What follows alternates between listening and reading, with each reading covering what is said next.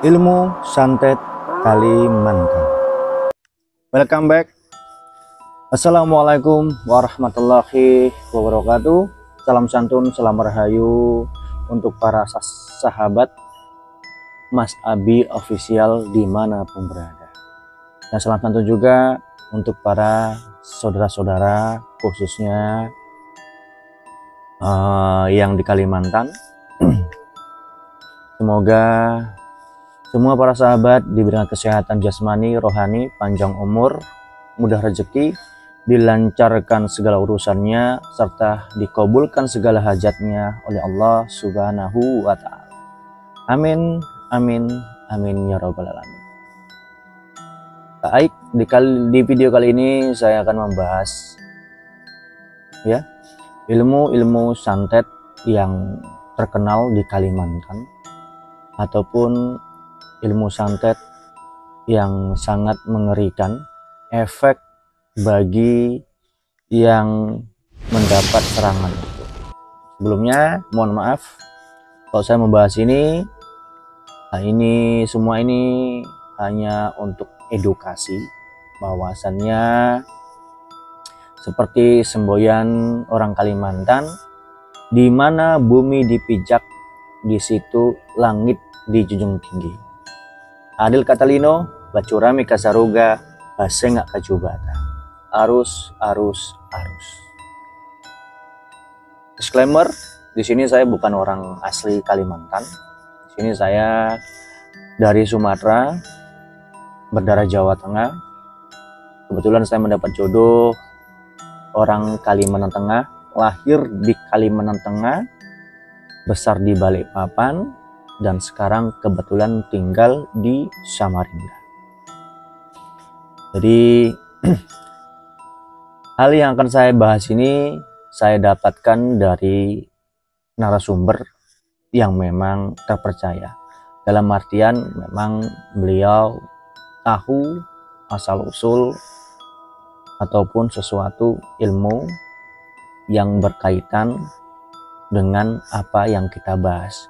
Di sini saya akan membahas bilangannya itu yang memang sangat sulit untuk diobati. Ya.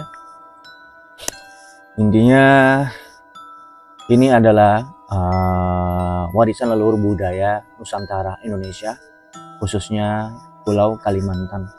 Siapa sih yang tidak tahu dengan Pulau Kalimantan? Ya, dimana kalau menurut para spiritual, ya, Pulau Kalimantan ataupun Pulau Borneo ini termasuk surga yang tersembunyi. Kenapa dikatakan surga yang tersembunyi? Karena masih banyak hal-hal, ya, warisan budaya leluhur yang memang belum terekspos ataupun terpublikasikan ke permukaan. Namun banyak juga beberapa kalangan yang selalu mencari informasi tentang kekayaan kebudayaan yang diwariskan oleh leluhur nenek moyang Kalimantan. Baik, di sini saya akan membahas tentang ilmu santet yang sangat ganas ditakuti, yang berasal dari Kalimantan. Yang pertama, santet ilmu cuca bangkai. Ya, dimana ilmu santet cuca bangkai ini, ya biasanya itu membuat korbannya itu seperti mayat hidup. Ya, korban yang menjadi santet ini biasanya terlihat ya biasa-biasa aja dan masih hidup. Hanya saja, ya, korban itu tidak mampu berbuat apa-apa dan kerap dibuat linglung, ya, kosong, nggak terarah gitu ya, kayak kalau bahasa gaulnya itu seperti orang bodoh-bodoh ataupun orang dongo-dongo, bahasa Sulawesinya, ya, seperti itu. Itu yang pertama. Kalau asal usulnya mungkin next time akan saya bahas, ya, setiap asal mula ilmu-ilmu ini, karena yang jelas bilangan ilmu-ilmu ini, ilmu-ilmu santet ini tidak dimiliki oleh satu wilayah, ya, lebih kepada contohnya ini, contoh Kalimantan Timur terkenal dengan ininya, Kalimantan Tengah, Kalimantan Utara, Kalimantan Barat, semua mempunyai masing-masing. Tidak semuanya bisa memiliki semua keilmuan, walaupun ada tapi itu sangat jarang, ya.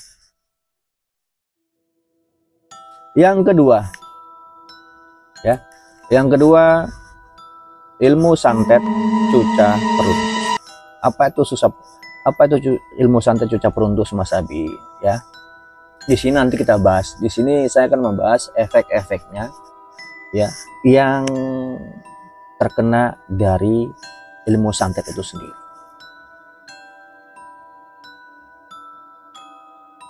Ilmu santet cuca peruntus ini bisa membuat organ tubuh dari si korban itu hancur, ya, hancur.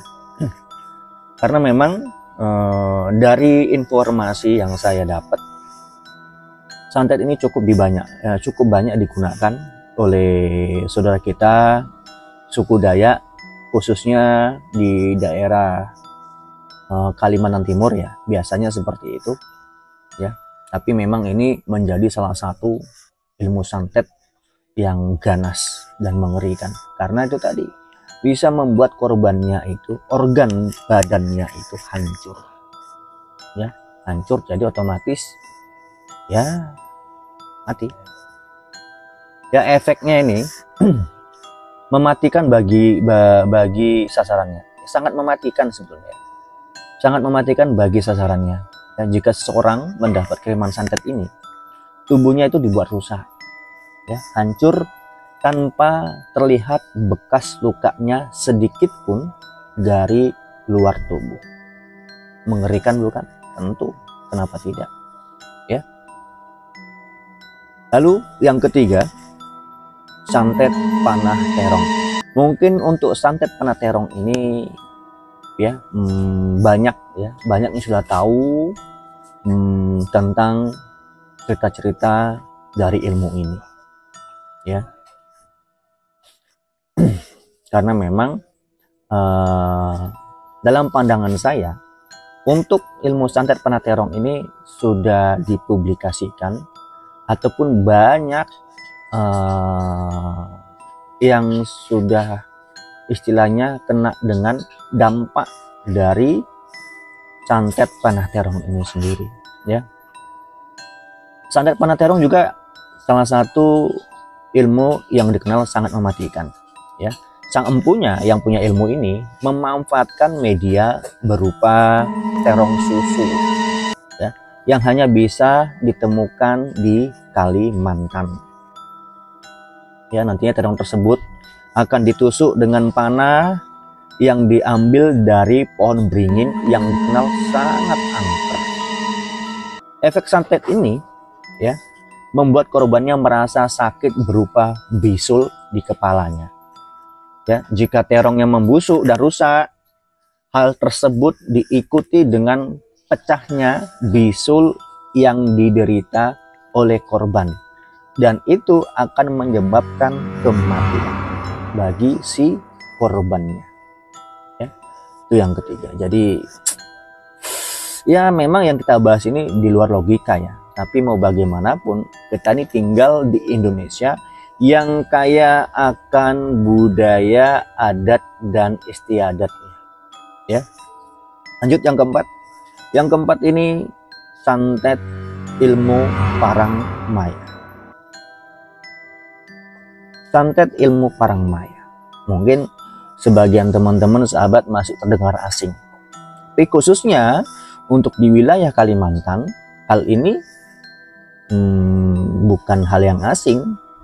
Tapi untuk teman-teman di luar dari Kalimantan mungkin akan sangat asing begitu, karena ada mungkin ada bahasa parangnya, parang maya gitu, ya.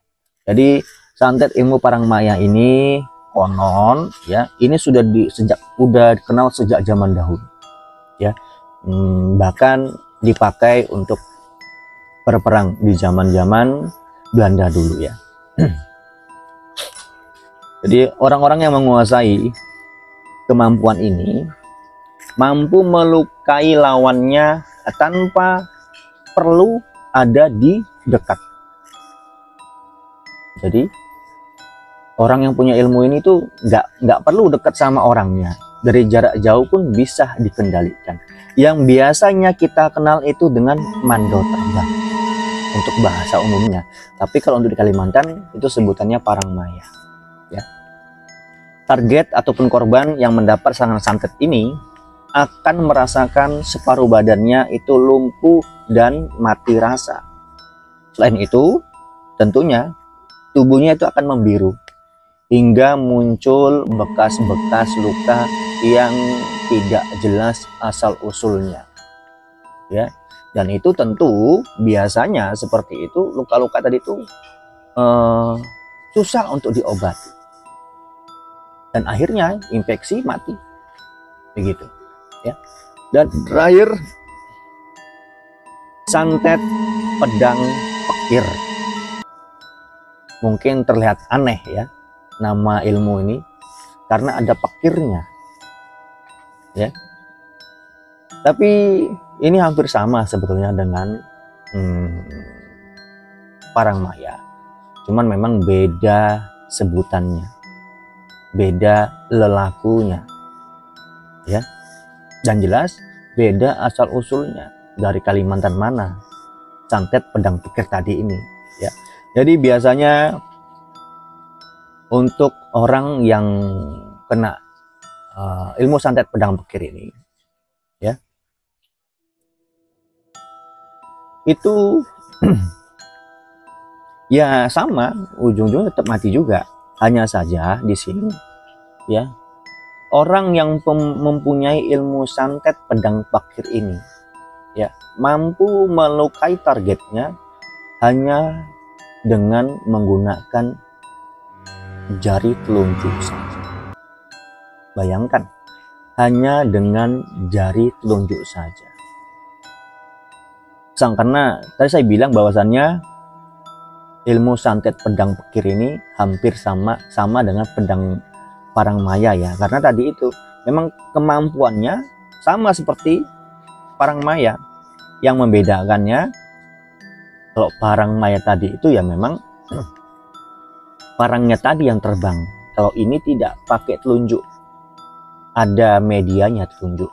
Kalau parangmaya tadi memang parang yang terbang secara gaib seperti itu, ya. Lalu biasanya saat bertempur, ya, ini untuk biasanya sih ya kepala-kepala suku, ya, kepala-kepala sukunya suku Dayak, ya, yang punya ilmu ini, yang menguasai ilmu ini. Karena ini biasanya ilmu pedang pekir ini digunakan memang ketika saat berperang, ya. Jadi otomatis tidak semua, ya, tidak semua kalangan saudara kita Dayak itu bisa menguasai ilmu-ilmu ini. Karena tentu ilmu santet ini mempunyai kriteria tertentu bagi penerus-penerus yang memilikinya, ya. Di sini sekali lagi disclaimer, ya. Di sini hanya edukasi bahwasannya sebetulnya setiap suku di Indonesia itu mempunyai ilmu khasnya masing-masing, ya. Tapi mungkin nanti akan kita bahas di next video selanjutnya, ya. Di sini saya tidak untuk menakut-nakuti, hanya saja mengedukasi, ya. Sejatinya jika kita itu mengedepankan adab dan sopan santun dimanapun kita tinggal, insya Allah akan selamat, ya, akan selamat dari segala hal-hal yang dirumorkan ataupun yang kita takutkan. Begitu aja, simpelnya seperti itu. Jadi memang kata-kata yang dimana bumi dipijak, di situ langit dijunjung tinggi, itu sangat sangat memang mewakili untuk kita ini. Contohnya seperti laki-laki, ya, laki-laki khususnya untuk para laki-laki, anak laki-laki yang suka merantau di mana tempat. Jangan cari musuh. Kalau cari musuh itu mudah. Untuk cari seorang sahabat itu yang sulit. Kalau untuk mencari teman saja, menurut saya mudah mencari teman. Tapi mencari seorang sahabat itu sangat susah, sulit. Ya. Jadi itu tadi kriteria beberapa ilmu santet perganas yang ada di Kalimantan. Semoga video saya kali ini bermanfaat buat teman-teman semuanya. Yang sudah nonton jangan lupa di like, komen, subscribe juga ya, agar saya semakin semangat membuat konten-konten edukasi tentang Nusantara kita ini. Karena mau bagaimanapun kalau bukan kita generasi muda yang melestarikan, meneruskan, siapa lagi ya. Oke, gitu aja akhir video saya kali ini. Akhir kata, wassalamualaikum warahmatullahi wabarakatuh.